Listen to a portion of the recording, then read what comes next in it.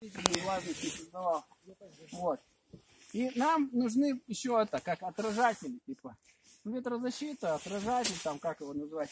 То есть, допустим, какое-то гнилое бревно, там, ну, большое, массивное. Кирпичи. Вот, например, это то, что у нас будет отражать, как бы защищать от ветра и отражать как раз тепловое излучение, которое из костра выбрасывается наружу, но которое нам его неплохо бы использовать, чтобы оно возвращалось обратно в костер. Вот. Поэтому нам нужно костер желательно разводить вблизи какого-то, ну, под защитой, во-первых, и чтобы был какой-то, ну, отражатель, что ли. Вот. А если в ямке небольшой? Не, ну, в ямке, но смотри, ты сейчас я это, сейчас понятно станет, почему. Кислорода мало будет. Да, чтобы еще был удобно на него, на отражатель, опирать растопку.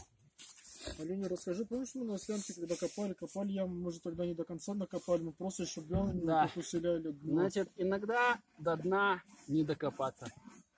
Вот. Потому что снег может быть очень глубокий. А тогда нужно найти 2 гнилых толстых бревна, или 3, там, или 4. Ну, короче, просто накидать на снег толстых, гнилых, сырых там бревен, которые не горят. Плохо горят там, вот. Больших. Они будут как подстилка. Вот. Лучше в несколько слоев, да, вот. 2 положили, потом еще на них со смещением 2. Ну, как-то так. Вот.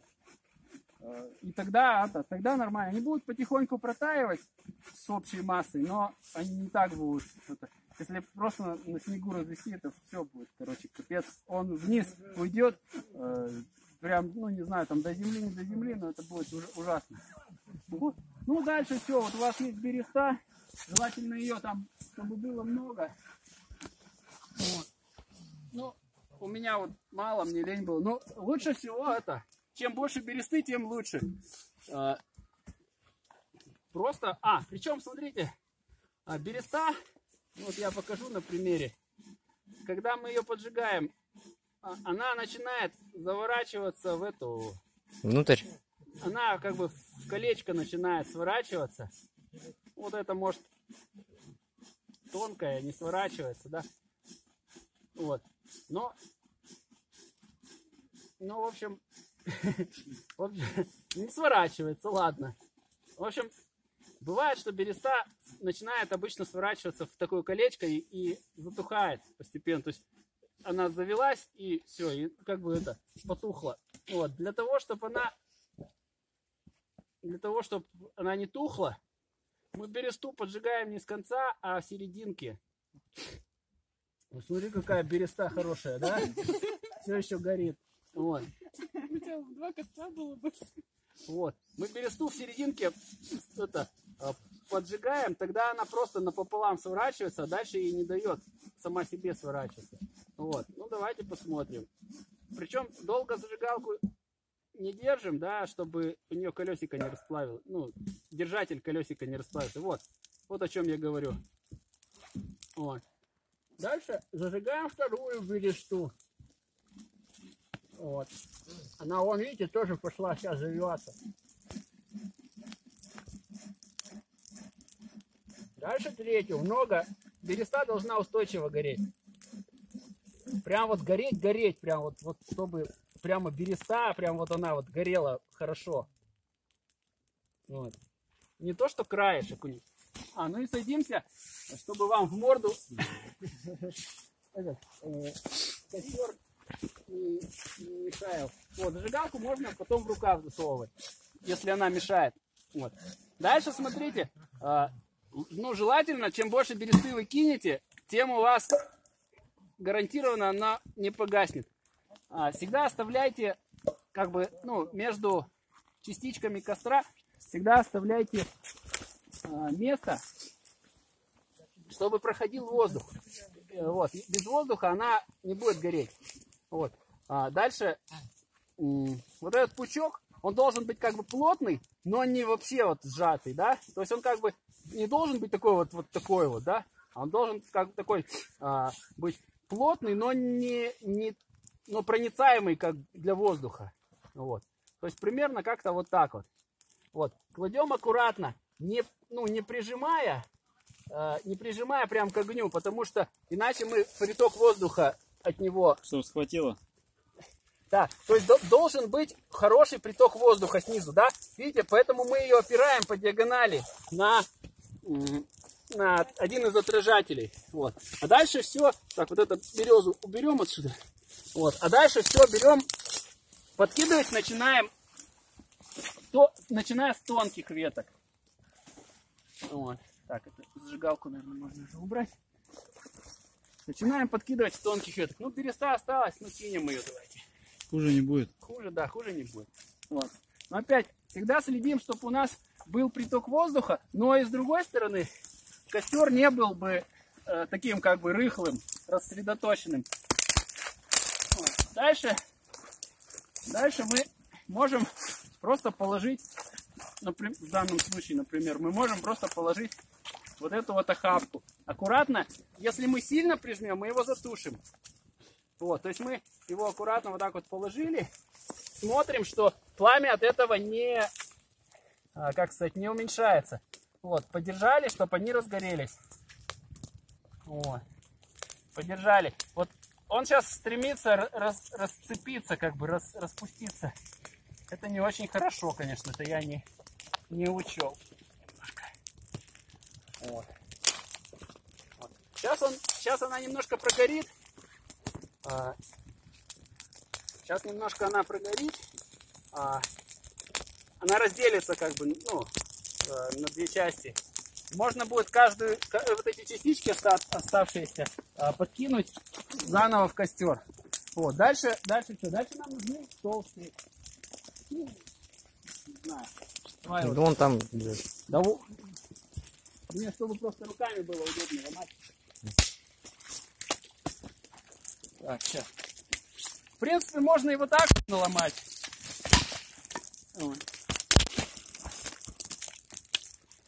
Вот. Но как мы их кладем?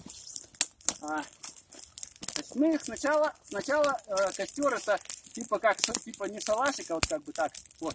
А потом костер превращается вот как бы в такой, шалаш, что ли это называется. Не знаю, там в книжках по разведениям костра там всяких 100 видов разведения костра. Вот. Но потом в идеале мы его выравниваем как бы под шалаш. Вот. Ветки кладем так, чтобы между ними, видите, вот здесь вот расстояние, но не слишком большое, то есть сантиметр примерно расстояние. Вот. Чтобы было, вот, чтобы там проходил воздух, проходило пламя. Вот, иначе оно просто гореть не будет. Вот вплотную вот так вот не будет гореть, будет тлеть. Вот. Все, вот потом, то есть, как бы веточки все подкладываем по толщине. Когда разгорелись тонкие, можно потолще. Как бы, и если более тонкие горят, значит можно потолще уже. Стабильно. Вот. То есть наложили этот слой. Дальше положили, допустим, какую-то толстую палку. Вот так вот. Вот. Ну и типа выравниваем к колодцу, или как он там называется. Вот. Так, чуть-чуть возьму. Вот. Вот, то есть выравниваем уже его как под колодец. Это мне кажется сыроватое. Ну ладно, пофиг. Вот. Когда ломать лениво, да, кладем серединами просто, да, кладем серединами. Здесь вот, мне кажется, это сыроватое. Она низ был сгоревший. Нет, нормально. Вот. То есть, вот шалаш получается, мы делаем как бы несколько слоев. Чем больше слоев шалаша, тем выше температура сгорания. Давайте сейчас. Вот. Тем дрова разная величина имеет разную температуру сгорания. Вот. Соответственно, допустим, сосна, она горит хорошо, она производит столько же больше тепла, чем ей нужно для горения. Вот. А допустим, сырая пихта, она горит хреновасто. Вот. А чтобы она горела, нужно, значит, шалаш этот вот делать более таким, более многослойным. Просто не стесняемся и накладываем больше слоев. Вот. Ну тут не лень, допустим, эту ломать. Я ее вот так вот положу. Вот так вот положу. Она все равно не горит там напополам. Вот. И все. Дальше, вот, смотрите, и теперь желательно отражатели, да, ну какое-нибудь там гнилое бревно, вот так вот с боков обложить, потому что здесь вот у нас есть отражатели, да, а вот здесь вот нету, и здесь вот как бы жар расходуется, уходит, да, впустую. Вот. Если сюда подложить бревна, а бревна какие у нас здесь есть? Вот, например, да, тут вот, да вот даже вот это вот это под заре бревно взять, там важна его то, что он своей массой как бы экранирует своими размерами.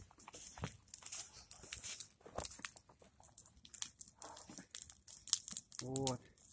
Если щели стали меньше, мы их немножко должны поправить. Вот. Ну и все. Вот. А дальше, ну, собственно, нашли потолще бревешка, положили. Вот. Так, и дальше, собственно, если мы хотим ночевать, нету палатки, просрали там, не знаю, в тайге остались, а одного, да, мы должны запалить эту нодью. Костер из трех больших бревен. Нодья, такой длинный костер для обогрева, вот, для, ну, как бы на долгое время. Вот у нас тут есть 3 бревна, нет? Таких нету. Ну это же мы не будем ходить. Да, но скамейки мы, наверное, не будем. Я, в принципе, видел на дороге, помнишь, там были, можно потащить. Нормально. Лежали вдоль по дороге, мы шли. Вдоль дороги лежали, да. Распиленные пилой. Тогда про ноги я чуть-чуть попозже тогда расскажу. Можно сходить просто. Вот. То есть можно там его принести, если это горят. Спокойно это. Ну, как бы дальше этот костер можно усовершенствовать, там, положить бревна там вот так вот вдоль. Тоже между бревнами щель сделать. Будет бревна загорятся, и, короче, можно будет всю ночь рядом с этим костром ночевать. О, нет, вот. Теперь, ну, давайте теперь, так, во-первых, вопросы, а во-вторых, во-вторых, сейчас сами попробуете это все сделать.